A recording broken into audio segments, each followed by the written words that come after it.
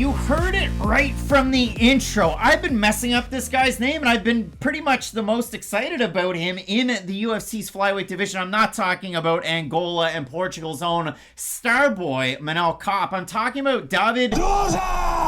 And that one is very difficult. I mean, Christian Dvorak plays for the Montreal Canadiens, and that one's pretty easy for me, but Dvorak is coming in here and looking to make it right. I mean, he was on an incredible 16-fight win streak up until his last fight when he took on Mateusz Nicolau, and he actually was the favorite, albeit a slight favorite, in that matchup. And I mean, you could say it was very close. You could just look at the numbers and say, hey, Dvorak, I mean, he was ahead in terms of total strikes, significant strikes.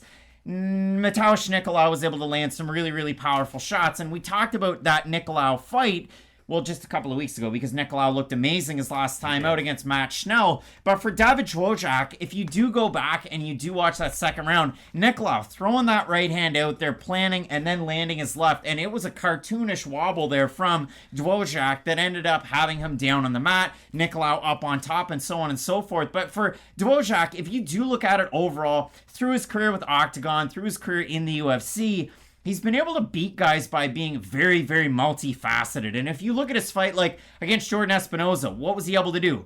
Throw Jan Blachowicz-like leg kicks to compromise his opponent. If you look at his fight against Juan Camilo Ronderos, he was able to go out there and just box his ears in. Now, Ronderos is on short notice. He missed weight in that fight. But for Dvorak, if you do look at it, I mean, this guy can really get it done in a lot of different ways, so long as he's not hesitant in his approach. And he's taking on a guy in Manel Kape that, if you look at it in the UFC, both these guys have losses to Mateusz Nicolau. For Kape, he did lose to Pantoja in his UFC debut. And for Kape, we know this. I mean, he's the former Rizin Bantamweight champ. But if you look at his last two fights, they finally kind of gave him a little bit of a toss on a tee. Yeah. Took on Ode Osborne, flying knee knockout. Couldn't get the performance bonus because he missed weight. His last time out took on Jalgas Ismagulov. And if you just watch the first 90 seconds of that fight against Ismagulov, you might go, hey, this Ismagulov guy is pretty good. And I would say, if you look at Ismagulov's record, it doesn't tell the whole story. All those decisions, the judges, they screwed him. But for Kape's last time out, he gets tagged a little bit, he gets back into it, and oh my god,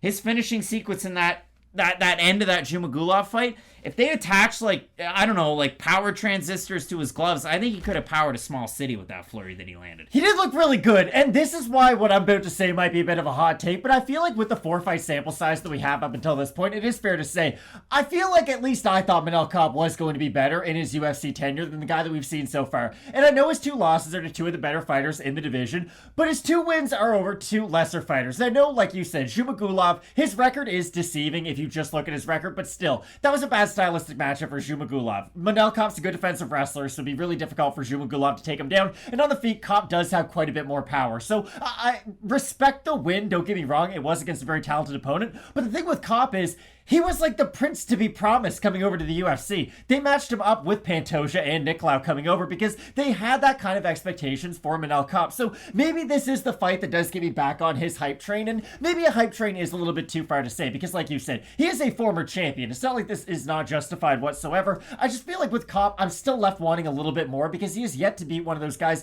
who is firmly entrenched into the top 15. But what you said about Dvorak is also kind of the case for Manel Kape, and that's why this fight can go one of 2 ways. I think it could be fight of the night. I think we could get a very long feeling out process, especially early between these 2 guys, because I could see a world where Dvorak's going for, David Undertaker is going for a lot of takedowns early, but Kape is doing a very good job defending them. And if that is the case, I don't know how willing David's going to be to exchange power shots on the outside with a guy like Kape, because we saw in his last matchup, I know Nicolau is a more varied striker than Kape is. He's going to throw from a lot of different angles, he'll switch stances, but still, you probably don't think David's going in there thinking, hey, let's throw hammers based on the performance he had last time. But I'll be honest, I was a big David believer going into his last matchup. I was really impressed by what I had seen because of his well-roundedness. When his game is working at its highest potential, he is a good outside striker. He can get mean when he needs to get mean. He is a good grappler. The problem is when you're one of these well-rounded fighters, it can go one of 2 ways. You're either so well-rounded that, hey, no matter where the fight goes, you're going to look good, but also it can be a case of you're really well-rounded, but when you fight a specialist, you're always going to struggle in that area. I think this is a really important fight for both guys, and again, that's why I'm surprised it's so far down. Well, and for Manel Kape, I think it's somewhat justified. Again, the hype, and then you're back down again, and now we're back on the train. But the trouble is, he was supposed to take on Sumaderji back in April. Nevada State Athletic Commission said, he had trace amounts of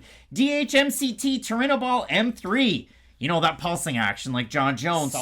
Then he was supposed to take on Rogerio Bontorin in June. Bontorin was hospitalized due to the weight cut. And if you're really excited about Bontorin, you can see him fighting Yuki Matoya over with the Rise New Year's Eve card. I'm definitely tuning into that one. Bontorin got cut after that. So for Kape, picking up the pieces, he gets to take on Dvorak. And if you do look at it for the Undertaker, again, a chance to right the ship. And when you do look at this one, for Manel Kape, he was so good at offensive and defensive wrestling in the ring with Rise and with those wrestling shoes. The one thing that's really translated well over in the UFC is the fact that if he's taking on a wrestler, low stance. If he's taking on a striker, high stance. But for Kape, he'll switch his stances a lot, and his best strike usually is that check hook from the lead side. He can do it orthodox. He can do it southpaw. You saw that when he took on poor Ismagulov last time out. Counter left hook, lands the right down the pipe. He's able to drop him in the first knockdown. The second knockdown was, of course, the flurry. So if you look at the odds in the matchup, the favorite is Manel Kape, open minus 160, minus 240. For Dvorak, if you look at it, plus 140 to a plus 192. So we have a look at the Topology votes, Matt. So for Dvorak, takes on Nikolov, slight favorite. Now all of a sudden he's chopped liver in this matchup because he's a pretty big underdog. But I'm going to say over-under on the fight. 75% Manel Kape, and I feel like I set myself low. It's going to be low. way over. Yeah, way low. It is way low. 585 total votes. 82% Kape, 74% by knockout. For the 18% that have Dvorak, 81% by decision. And I agree with that one for sure. I think if Dvorak wins, it's going to be by decision. But when you do look at this one, Dvorak, good gas tank, good volume, good leg kicks. For me making a pick on this one, though, Manel Kape has even better leg kicks. They're thunderous from the outside. And when you look at the way that he's able to implement his power with his volume, I think Kape can win this fight. I agree. I think Kape will win this matchup.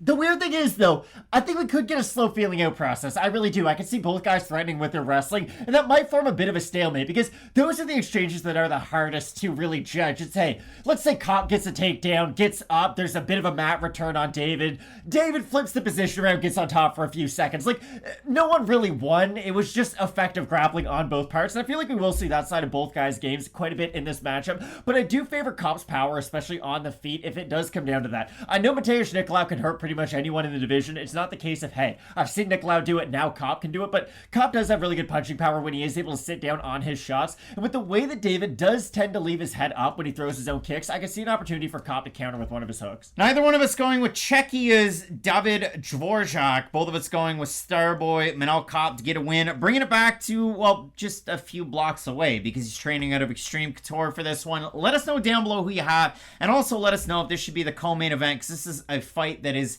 insane and buried on the prelims way too low. For more on this card, you're going to want to keep it locked in with Fight Night Picks. We always say, let's get into it.